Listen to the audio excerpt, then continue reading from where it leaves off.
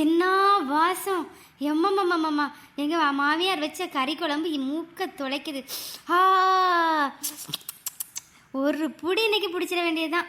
எத்தே எத்தே, என்னதே இருந்து தூங்கிட்டு இருக்கிறிய? அதுவா வரும்போல இவ்வளோ நேரம் நின்று சமைச்சிட்டு இருந்தோம்ல, அந்த அசதியில லேசா தூக்கம் வந்துட்டு. சரிதே, வாங்க சாப்பிடுவோம். கறி குழம்பு வாசம் ஆளை தூக்குது. வாங்க 2 பேரும் சாப்பிடுவோம். அதுக்கப்புறம் நீங்க போய் தூங்குங்க. இல்ல மர்மோல, எனக்கு வயிறு பசிக்கல, நீ போய் சாப்பிடு போ. இல்லதே, வாங்கதே 2 பேரும் சேர்ந்து சாப்பிடுவோம். அதுக்கப்புறம் போய் தூங்கலாம்ல. வாங்க. இல்ல மர்மோல, வேண்டாம், நீ போய் சாப்பிடு போ. இந்த கறி குழம்பு வாசனைக்கு 4 வட்டில சோறுதிங்கலாம். நம்மளுக்கு வயிறு பசி கொள்ளுது, மாமியாருக்கு எதுக்கோ பசிக்கல.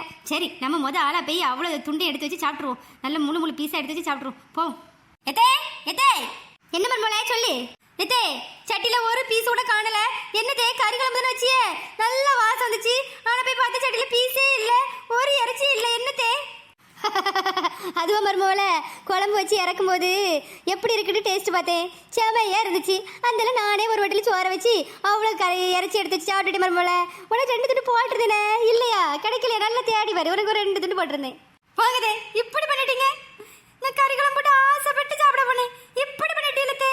அதுக்கு என்ன மருமவள, நாய்க்கு வச்சுருந்துட்டா போச்சு, இப்போ இருக்க வச்சு சாப்பிடு.